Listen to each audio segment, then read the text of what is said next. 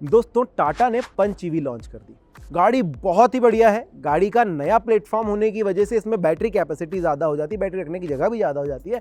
इसी वजह से इसका जो मीडियम रेंज वाला वेरिएंट है वो भी 315 किलोमीटर की रेंज प्रोवाइड कर रहा है, और अगर आप टॉप एंड वेरिएंट पे जाते हो तो 421 किलोमीटर की रेंज ये क्लेम कर रहे हैं। जहां पर टियागो का top end variant long range वाला 315 किलोमीटर रेंज प्रोवाइड करता था, जिसको कथित तौर पर कहा जाता था कि भाई 315 है। जब एक्चुअल रेंज की बात आती थी, रियलिटी की बात आती थी, तो लगभग 230-240 किलोमीटर की रेंज आपको प्रोवाइड कर रहा था। मैं बात इसलिए कर रहा हूं क्योंकि अगर आप टियागो का एक्जेड प्लस वेरिएंट खरीदते हो जो कि 12,75,000 रुपए का टॉप एंड वेरिएंट है, तो क्या आपको पंच पर शिफ्ट नहीं हो जाना चाहिए? एक प्रकार से आप देखोगे तो पंच कहीं ना कहीं टियागो के लिए बहुत बड़ी चुनौती बनकर आई है, क्योंकि पंच का एडवेंचर मॉडल यहाँ पर आपको जो मीडियम रेंज वाला है वो आपको लगभग 12.5 लाख रुपए में मिलेगा और बहुत सारे ज्यादा अच्छे फीचर्स भी प्रोवाइड करेगा। खैर लॉन्ग रेंज पर जाओगे पंच के तो 16.5 लाख रुपए तक का है, लेकिन जब टियागो और पंच की बात करोगे तो आप यहाँ पर पंच को जीतता हुआ पाओगे। तो टियागो का XZ plus tech variant 315 kilometre की रेंज प्रोवाइड करेगा जो कि टॉप एंड वेरिएंट है। पंच का एडवेंचर वेरिएंट ही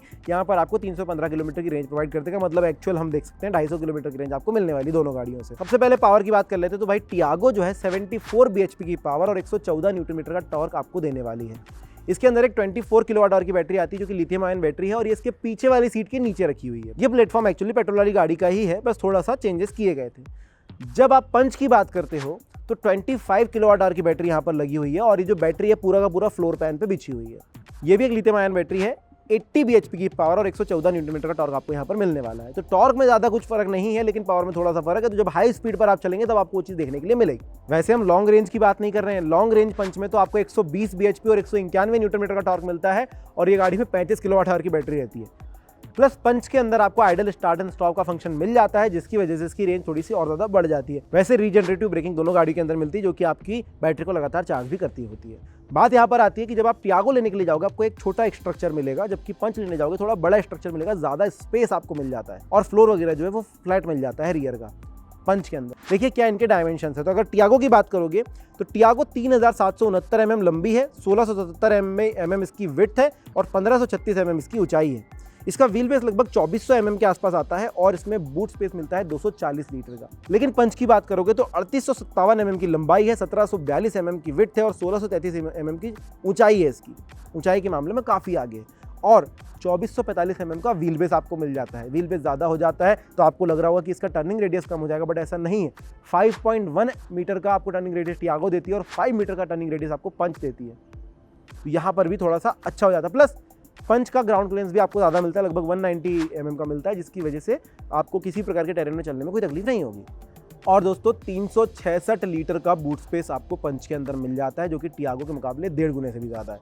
तो यहाँ पर भी जो है पंच थोड़ी सी आगे दिखती है। दोनों ही गाड़ियों के अंदर पंचर रिपेयर किट आपको मिल जाती है। बात करेंगे टियागो के टायर्स की तो 175/65 R14 के व्हील्स आपको इसके अंदर मिलते हैं, जबकि पंच के अंदर 185/70 R15 के टायर आपको मिलते हैं। तो ये कुछ चीज़ें जो अलग है। तो अभी तक तो मैं यहाँ पर हो जाता है कि भाई पंच ही ले लो, पंच के अंदर ज़्यादा अच्छे फीचर्स मिल रहे हैं, लेकिन कुछ ऐसे फीचर्स होंगे ना, क्योंकि इतने ही बजट में अगर टियागो दी जा रही है और थोड़ी चीज़ें अभी पुरानी कम है तो कुछ ना कुछ तो नया होगा। तो वो हम देखते हैं कंफर्ट में दोनों में क्या अवेलेबल है, टियागो कहाँ पर बेटर चीज़ें दे रही है और पंच कहाँ दे रही है वो देख ले। सबसे पहले दोनों के अंदर क्या चीज़ें हैं। दोनों में मिलता है आपको automatic AC, parking sensor, cruise control दोनों गाड़ियों में मिल जाता है, कीलेस स्टार्ट और स्टॉप का बटन आपको दिया जाता है, आपको चाबी नहीं घुमानी पड़ेगी, टिल्ट स्टीयरिंग आपको मिल जाता है, टेलीस्कोपिक यहाँ पर नहीं दिया गया है, 8 वे ड्राइवर सीट एडजस्टेबल और 6 वे को ड्राइवर सीट एडजस्टेबल ऑप्शन आपको मिल जाते हैं सीट्स के लिए, ड्यूअल टोन इंटीरियर आपको दिया जाता है अंदर की तरफ, पावर विंडो मिल जाते हैं चारों के चारों, 1 टच अप और 1 टच डाउन का ऑप्शन जो है वो टियागो आपको एक्स्ट्रा देती है ड्राइवर सीट के लिए लॉन्ग रेंज वाली। पंच के एडवेंचर मॉडल में आपको नहीं मिलेगा वो आपको। इलेक्ट्रिकली एडजस्टेबल ORVM आपको दोनों गाड़ियों में मिल जाते हैं।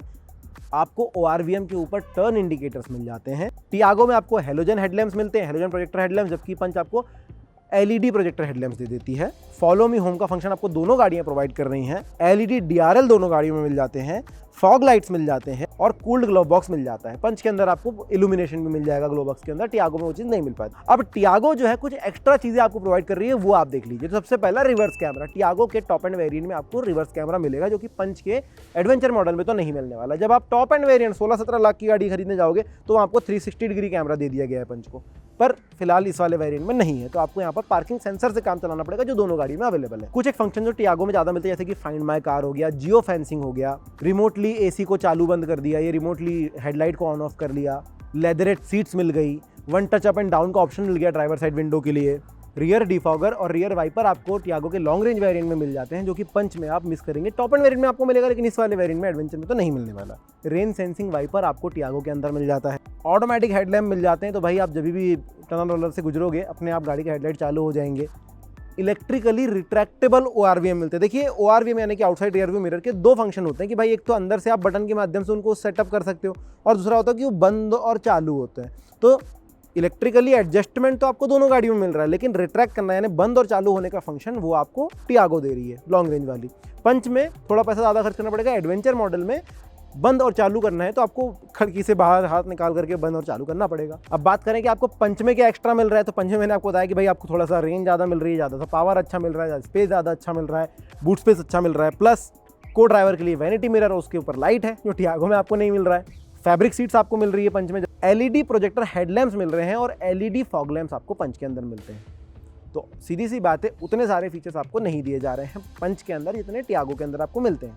अब बात करते हैं इंफोटेनमेंट की, तो दोस्तों दोनों गाड़ियों के अंदर 7 इंचेस का टच स्क्रीन सिस्टम आपको मिल जाता है, जिसमें एप्पल कारप्ले और एंड्रॉइड ऑटो की कनेक्टिविटी मिल जाती है दोनों गाड़ियों में, जो कि मेन फीचर है। 8 स्पीकर टियागो के अंदर मिल जाते हैं, जिसमें 4 ट्विटर है, 4 स्पीकर है, और 4 स्पीकर आपको पंच के अंदर मिल जाते हैं। तो इंफोटेनमेंट में तो कोई कमी नहीं है, हार्मन कार्डन का सिस्टम होता है, तो बहुत बढ़िया क्वालिटी यहाँ पर होती है। ऑब्वियसली टियागो में थोड़ा ज़्यादा अच्छा लगेगा आपको, क्योंकि ज़्यादा स्पीकर ट्विटर भी है यहाँ पर, तो मज़ा आ जाता है। पंच में वो चीज़ थोड़ी सी कम लगेगी, बट कमी कभी भी नहीं लगती है वो। जब तक आप कंपेयर नहीं करोगे, दो गाड़ियों में नहीं बैठोगे साथ में, तब तक समझ में नहीं आएगा। अगर कभी आप टियागो में बैठ गए लॉन्ग रेंज वाली और फिर पंच में आए, तो समझ में आ सकता है कि भाई हाँ थोड़ा सा कम है, बाकी कभी पता नहीं चलता है। लाउडनेस वगैरह सब बढ़िया रहती है। अब बढ़ते हैं सेफ्टी की तरफ, तो टियागो को मिले भैया 4 स्टार ग्लोबल एनकैप रेटिंग में। टियागो EV की बात कर रहा हूँ, पंच EV अभी तक टेस्ट नहीं की गई है। वैसे हम लोगों को पता है कि पंच पेट्रोल को 5 स्टार ग्लोबल एनकैप रेटिंग मिली हुई है, पर यहाँ पर स्ट्रक्चर को थोड़ा सा अलग किया गया है, थोड़ा अलग प्लेटफॉर्म बनाया गया है, तो आप समझ सकते हैं कि अभी टेस्ट होगा, उसके बाद ही किसी बात पर आएंगे। पर ओवरऑल स्ट्रक्चर 5 स्टार सेफ्टी वाला तो है। पर जैसा मैंने कहा था, दोनों गाड़ियों के साथ पंचर रिपेयर किट में आपको मिल जाती है, एक्स्ट्रा टायर नहीं दिया जाता है। TPMS यानी कि टायर प्रेशर मॉनिटरिंग सिस्टम दोनों में मिल जाता है, ABS दोनों में मिल जाता है, इलेक्ट्रॉनिक ब्रेक फोर्स डिस्ट्रीब्यूशन दोनों के अंदर मिल जाता है। साथ ही टियागो के अंदर 2 एयरबैग मिलते हैं, जबकि पंच के अंदर आपको 6 एयरबैग दिए जाते हैं। प्लस पंच में थोड़े बहुत सेफ्टी फीचर ज़्यादा है, जैसे कि ब्रेक असिस्ट आपको मिल जाता है, इलेक्ट्रॉनिक स्टेबिलिटी प्रोग्राम मिल जाता है, हिल होल्ड कंट्रोल मिल जाता है, और चाइल्ड सीट एंकर पॉइंट्स आपको मिल जाते हैं। तो लगभग 13 लाख रुपए आप खर्च करने वाले हैं एक EV के ऊपर, जिसमें नेक्सॉन तो ऑब्वियसली नहीं आ सकती, लेकिन टियागो में top end variant long range लेने का अभी तक का मसला था।